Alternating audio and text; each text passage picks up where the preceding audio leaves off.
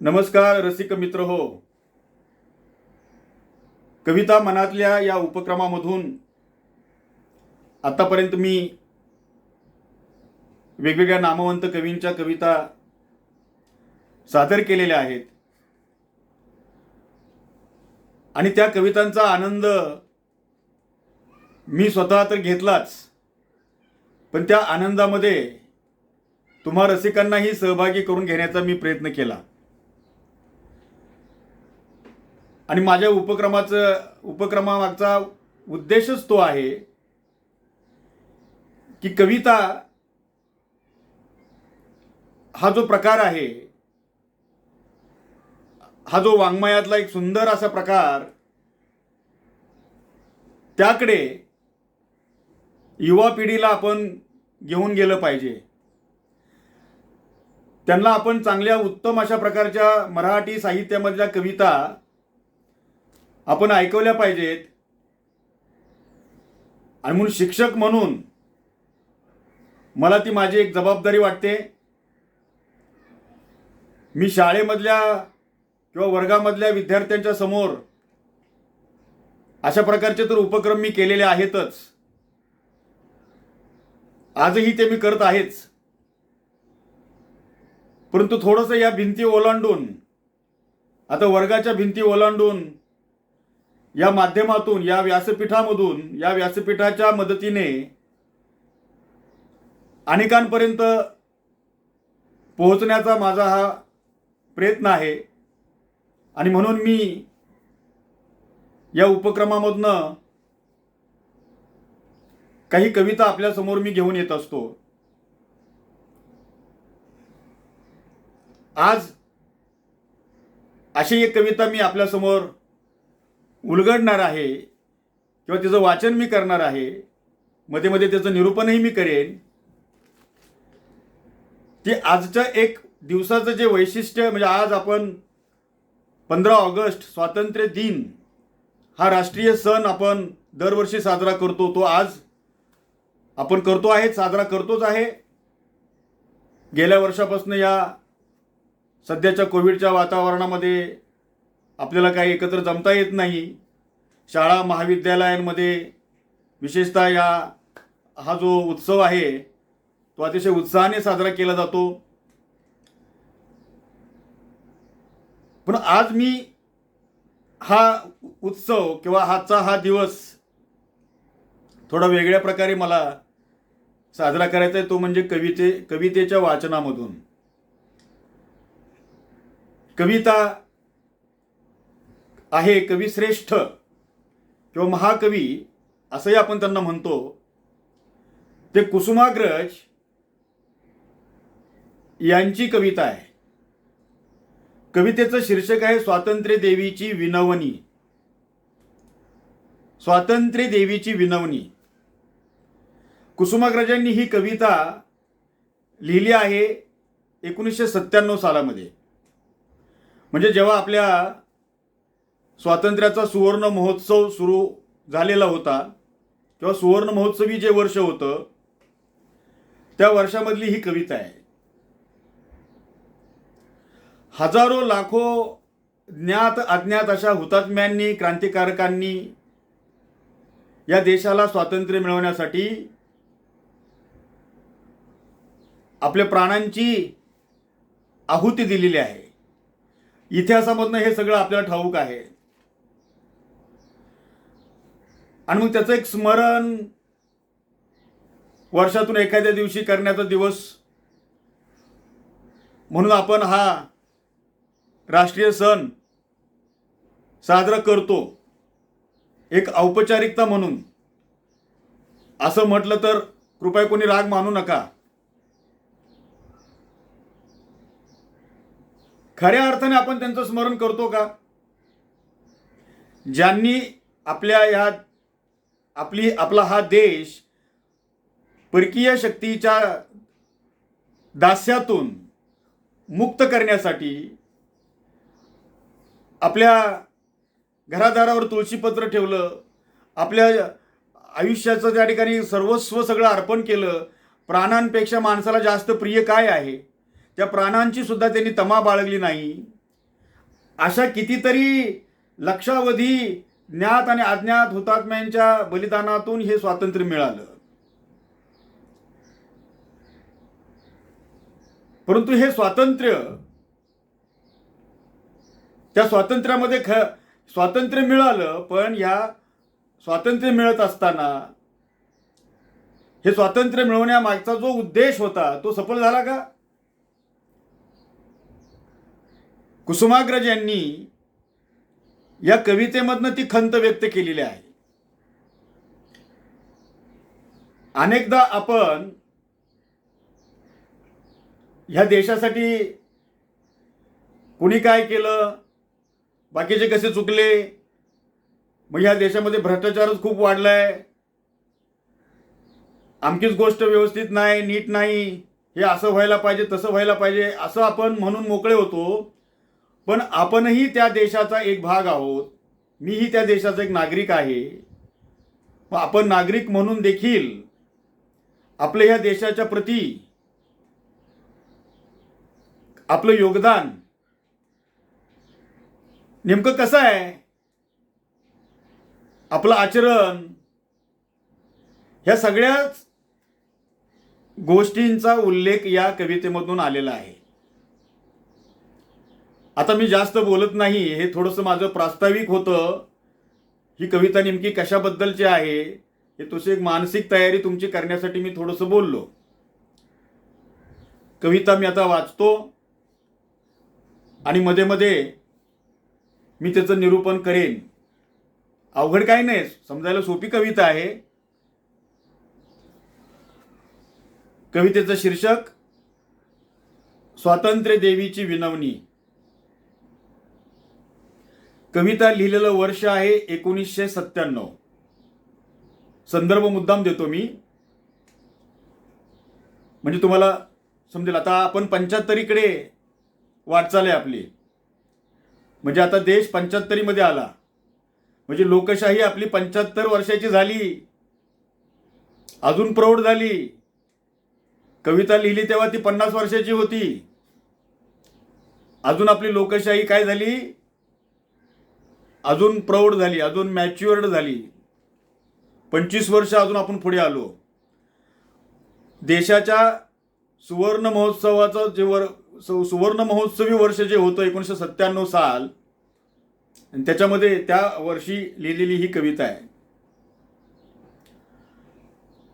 कुसुमाग्रजांनी म्हटलंय, 50शीची उमर गाठली, 50शीची उमर गाठली, अभिवादन मज करू नका, मीच विनविते हात जोडुनी, मीच विनविते हात जोडुनी, वाट वाकडी धरू नका. ही स्वातंत्र्य देवी आपल्या सगळ्यांना विनवणी करते. तेव्हा 50शीची उमर गाठली, आता 75ची म्हणूया आपण.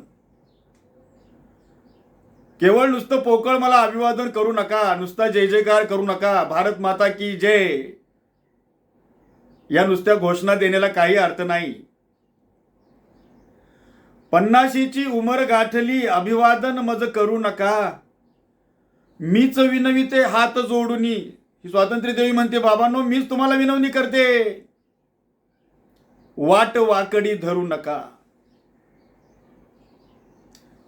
सगळ्यांनी सन्मार्गाने चला, वाट वाकडी धरू नका. याच्यामध्ये पुष्कळ अर्थ आहे. वाट वाकडी धरू नका, भ्रष्टाचार करू नका, प्रदूषण करू नका, जंगलतोड करू नका,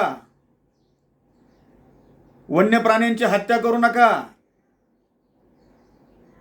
अस्वच्छता करू नका. खूप काय त्याच्यावरती सांगता येईल. तुम्ही तुमच्या मनाने आणखी त्याच्यामध्ये ऍड करा, यादी काय वाढवा. सूर्यकुलाचा दिव्य वारसा प्रिय पुत्रांनो तुम्हा मिळे, काळोखाचे करून पूजन घुबडांचे व्रत करू नका. तुम्ही इतके भाग्यशाली आहात, सूर्यकुलाचा तुम्हाला वारसा लाभलेला आहे. या मातीमध्ये नररत्न जन्माला आलेले आहेत, पण आम्हाला त्यांचा विसर पडलेला आहे. रामकृष्ण, प्रभू रामचंद्र, भगवान श्रीकृष्ण, तिथून पुढे तिथून आपला हा वारसा सुरू होतो. त्याच्या मागे तर मी जात नाही. आपल्या महाराष्ट्राचं पुरतं बोलायचं तर छत्रपती शिवाजी महाराज, बाबासाहेब आंबेडकर, स्वातंत्र्यवीर सावरकर, लोकमान्य टिळक, गोपाळ गणेश आगरकर, महात्मा फुले, सावित्रीबाई फुले, किती महापुरुषांची नावं घ्यायची. अशा ह्या सगळ्या तेजस्वी पुरुषांना सूर्यकुल म्हटलेलं आहे. सूर्यकुलाचा दिव्य वारसा प्रिय पुत्रांनो तुम्हा मिळे. इतक्या तेजस्वी, तेजपुंज विचारांनी संपन्न असणाऱ्या व्यक्तिमत्वांचा, महापुरुषांचा, पराक्रमी पुरुषांचा, वीरांचा, संतांचा, अशा ह्या सगळ्यांचा तुम्हाला समृद्ध वारसा मिळालेला आहे. अशांचे तुम्ही वारसदार आहात.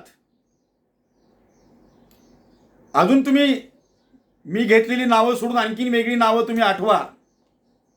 हे सगळ्यांचा वारसा आपल्याला लाभलेला आहे. काळोखाचे पूजन करून पूजन घुबडांचे व्रत करू नका. तेव्हा आपण ह्या तेजपुंज विचारांचे वारसदार आहोत, या महापुरुषांच्या विचारांचे वारसदार आहोत.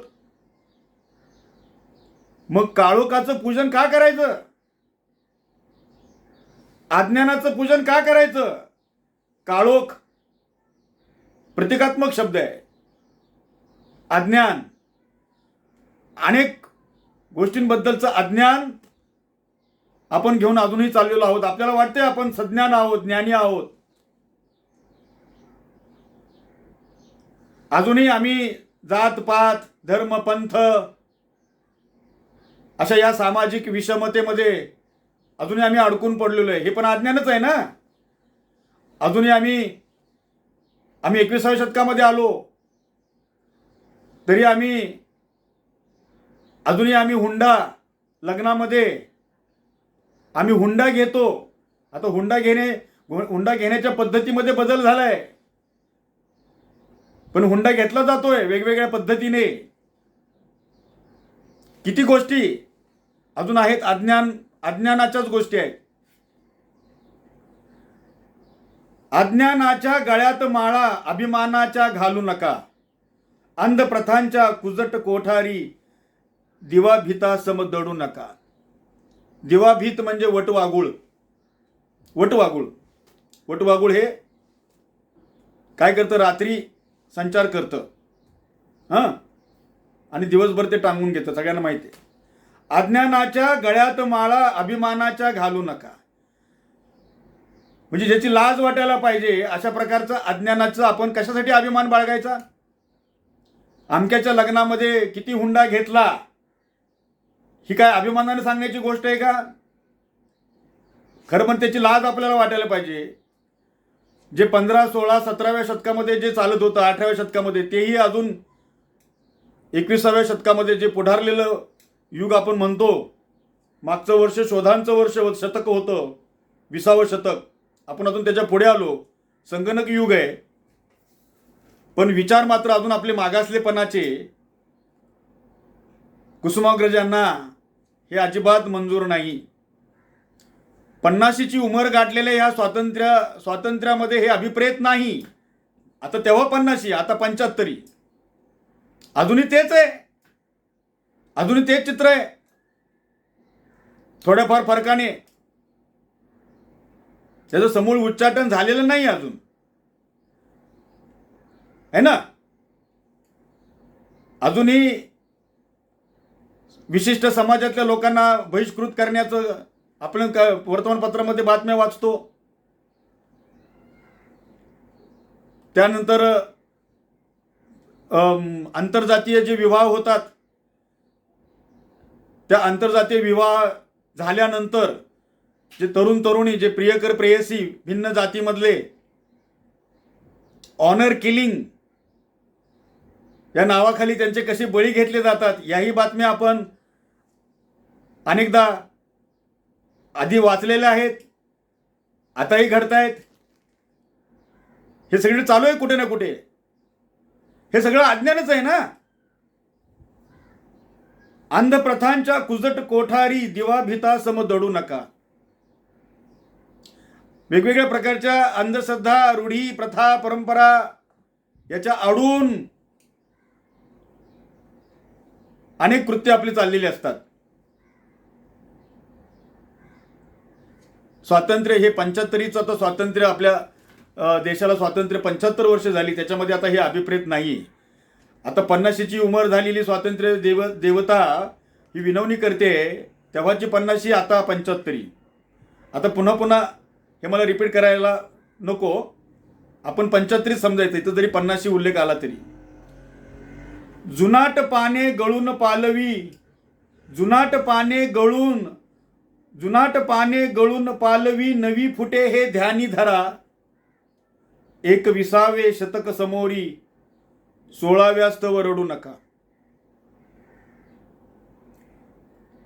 आता अनेकदा आपण असं म्हणतो की ते असते तर हे असं घडलं नसतं. काय त्यावेळेचे नेते होते, ती सचोटी, तो प्रामाणिकपणा, त्यांचं त्याग, ते समर्पण, आणि मग आज देशाचं चित्र वेगळं असतं असं आपण सहजपणे बोलतो.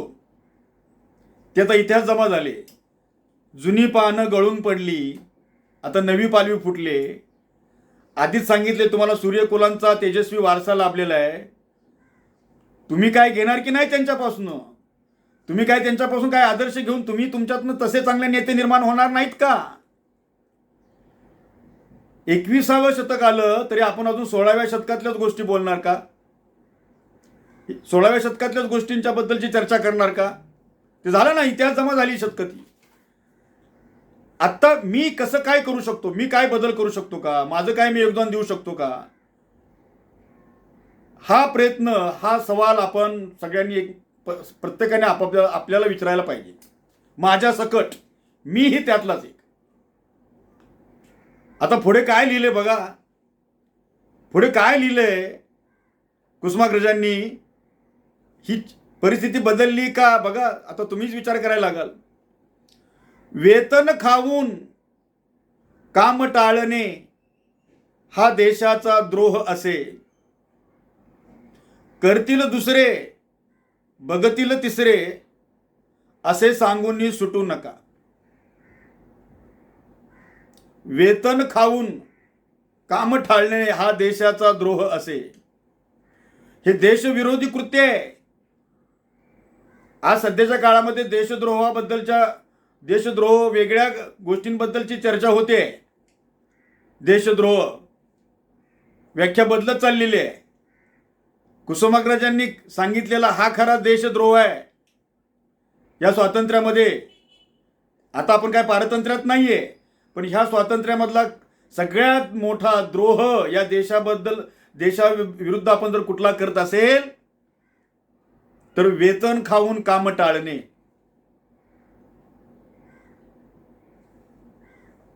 ह्या जनतेचा पैसा, त्याच्यातनंच ते वेतन दिलं जातं ना, आणि त्याच जनतेची कामं करण्याचे टाळले जाते.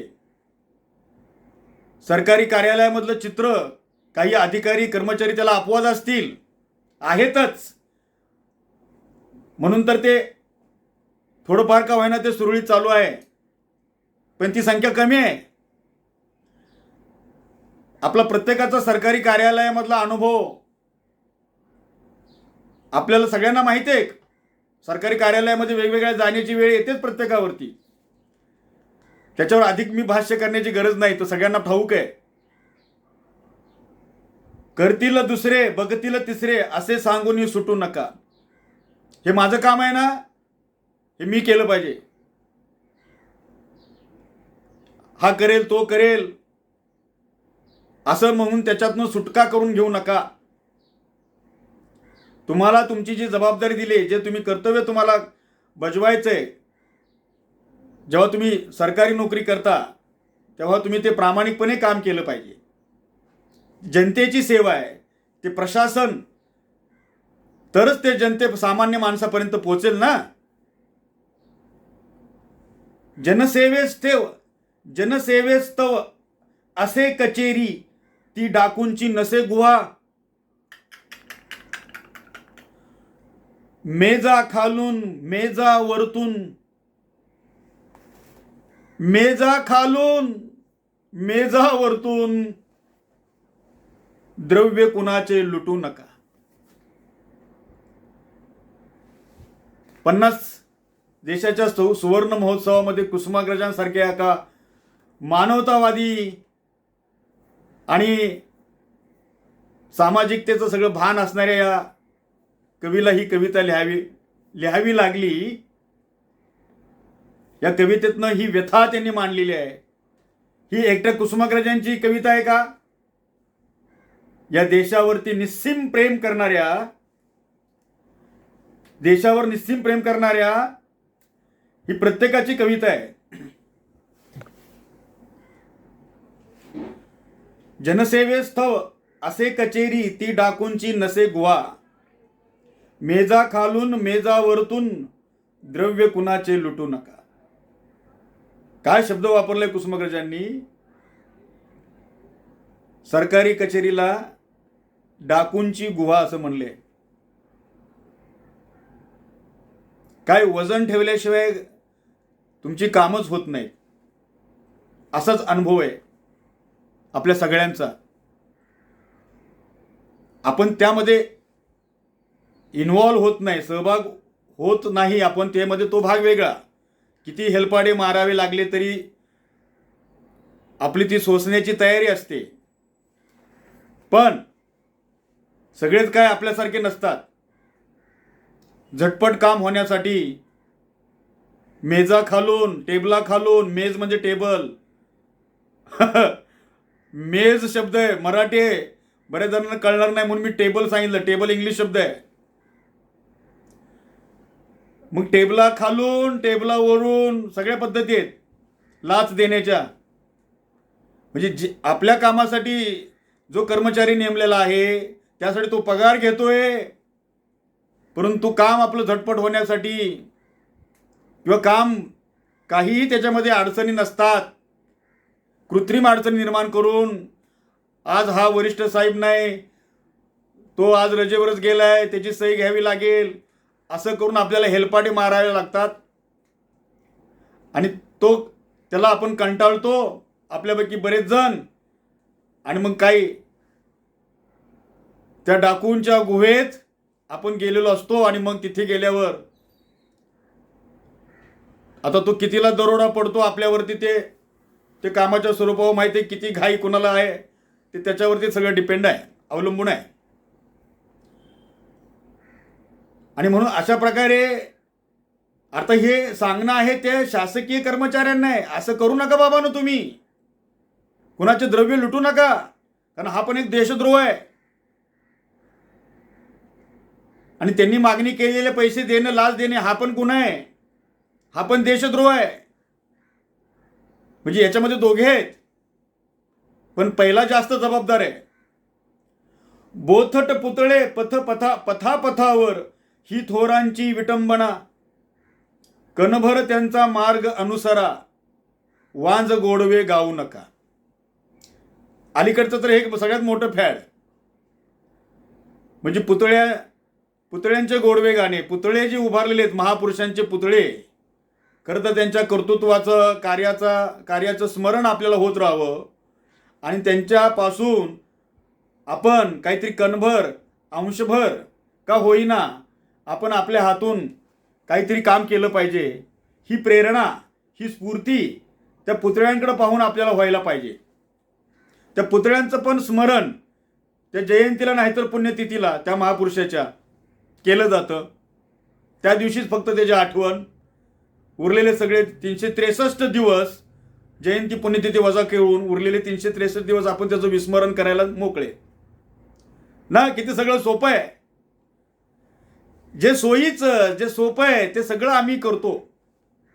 शासकीय पातळीवरती पण केलं जातं आणि आपणही त्याच्यामध्ये सहभागी होतो. आणि म्हणून हे सगळं त्यांचं विस्मरण इतर दिवशी होणं, त्या पद्धतीनं आपण न वागणं, ही त्यांच्याच कार्याची विटंबना आपण करत असतो, नाही का? त्यांच्या कार्याची विटंबना, काहीच त्यांचं मानायचं नाही, कुठल्याही प्रकारचं त्यांचं स्मरण परत इतर दिवशी कुठल्याही ठेवायचं नाही. फक्त महापुरुषाची त्याची जयंती पुण्यतिथी असेल त्या दिवशी फक्त त्या तसबिरीला, पुतळ्याला मोठा हार घालायचा, त्याला अगरबत्ती, अशी सुगंधी अगरबत्ती ओवळायची, फोटो वगैरे काढायचे, प्रसिद्धी मिळवायची.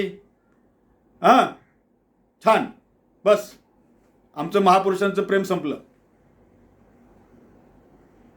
कणभर त्यांचा मार्ग अनुसरा, वांज गोडवे गाऊ नका. हे सगळ्यात महत्वाचं आहे. सत्ता तारक सुधा असे, पण सुराही मादक सहज बने. आता सुरा हा शब्द आला इथे. सुरा, सुरा म्हणजे दारू, मद्य, आणि सुधा याचा अर्थ अमृत. सत्ता तारक सुधा असे, पण सुराही मादक सहज बने. करीन मंदिरी मी मदिरालय, अशी प्रतिज्ञा घेऊ नका. जे सत्ताधीश आहेत, जेव्हा ते सत्तेवर असतात तेव्हा त्या सत्तेची धुंदी, सत्तेची नशा त्यांनी चढू देता कामा नये. सत्ता ही जनसेवेसाठी आहे. शेवटच्या माणसापर्यंत हे जे प्रशासन आहे ते पोहोचवण्यासाठी ही सत्ता आहे. याचं खरं तर स्मरण सत्तेवर असणाऱ्या राज्यकर्त्यांना, सत्ताधीशांना असायला पाहिजे. आणि म्हणून ती सगळ्यांना तारणारी आहे, म्हणून त्याला सुधा असं म्हणलेलं आहे. सुधा आणि सुरा. पण दुर्दैवानं सत्ता ही सुधा व्हायला पाहिजे, अनेकांना वाचवणारी व्हायला पाहिजे. कारण अमृत पिल्यानंतर आपण अमर होतो, नाही का? आपला जीव वाचतो. तसे अनेक समाजामधले जे घटक असे आहेत की ज्यांना जगवण्याचं काम, त्यांच्या हातांना रोजगार देण्याचं काम सत्ताधीशांनी करायचं आहे. कारण आपण प्रजेचं पालन राजा करतो. राजेशाहीमध्ये असं म्हटलं जायचं ना, राजा प्रजेचं पालन करतो. लोकशाही म्हणजे जे सत्ताधारी बनतात, ज्या पक्षाचे, त्याची विचारसरणी कुठली असू दे, पण जेव्हा तो सत्ता प्रमुख बनतो तेव्हा त्या देशातली सगळी जी प्रजा आहे, जनता आहे, त्याचा विचार त्याच्या डोक्यामध्ये कायम असला पाहिजे. त्यांच्या कल्याणाचा विचार असला पाहिजे, त्यांचा भलेपणाचा विचार डोक्यामध्ये सतत असला पाहिजे. करीन मंदिरी मी मदिरालय, अशी प्रतिज्ञा घेऊ नका. प्रकाश पेरा आपुल्या भवती, दिवा दिव्याने पेटत असे. इथे भ्रष्टता तिथे नष्टता, शंखच पोकळ फुंकू नका.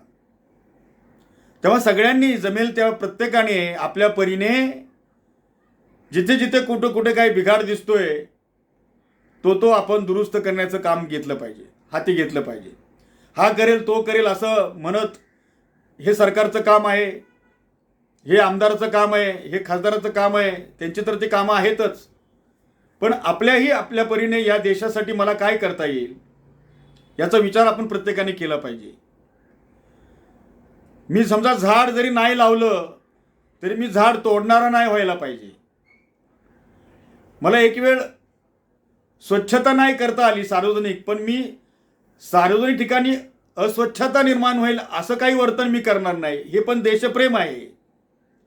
देशप्रेम म्हणजे सगळ्यांनी आता काय सरहद्दीवरती जायचं आणि सगळ्यांनी लढायचं शत्रू राष्ट्रांबरोबर किंवा देशाची सीमांचं रक्षण करायचं, एवढीच देशसेवा आहे का?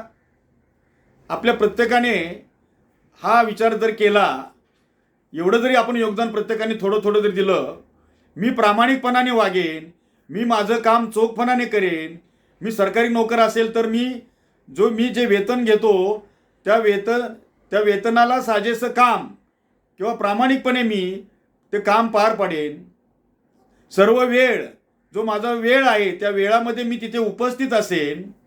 नुसतं मी मास्टरला सही केलेली उपस्थिती नाही, तर मी पूर्णपणे शारीरिक दृष्ट्याही फिजिकली पण मी तिथे उपस्थित असेन. मी लाच घेणार नाही, मी लाच देणार नाही, एवढं जरी आपण सगळ्यांनी केलं तरी सुद्धा खूप सुधारणा होईल. म्हणून प्रकाश पेरा आपुल्या भोवती दिव्या दिव्याने पेटत असे. एका दिव्याने दुसरा दिवा, पुढचा दिवा, अशा प्रकारे संख्या आपण वाढली पाहिजे. प्रामाणिक माणसांची संख्या वाढली पाहिजे. कळलं नाही? प्रामाणिक माणसांची संख्या वाढली पाहिजे, तर या देशाचं चित्र बदलेल, कल्याण होईल. सगळ्यांनीच सत्ताधाऱ्यांपासून सगळ्यांनीच तो विचार जर केला तर काय मला किती या देशाचं सुंदर चित्र निर्माण होईल बरं. हां, शेवटी कवी हा आशावादी असतो. कवी हा आशावादी आहे. कधी ना कधी असं होईल. आपण तो प्रयत्न सगळे मिळून करूया. हां, प्रकाश पेरा आपुल्या भोवती दिव्या दिव्याने पेटत असे. इथे भ्रष्टता तिथे नष्टता, शंखचं पोकळ फुंकू नका. नुसतं शंख करू नका, नुसतं त्या ठिकाणी आरडाओरडा करू नका, टीका करत बसू नका. तुम्हाला काय जमतंय का ते करा. तुम्हाला काय जमतं त्यातलं जमतंय ते करा.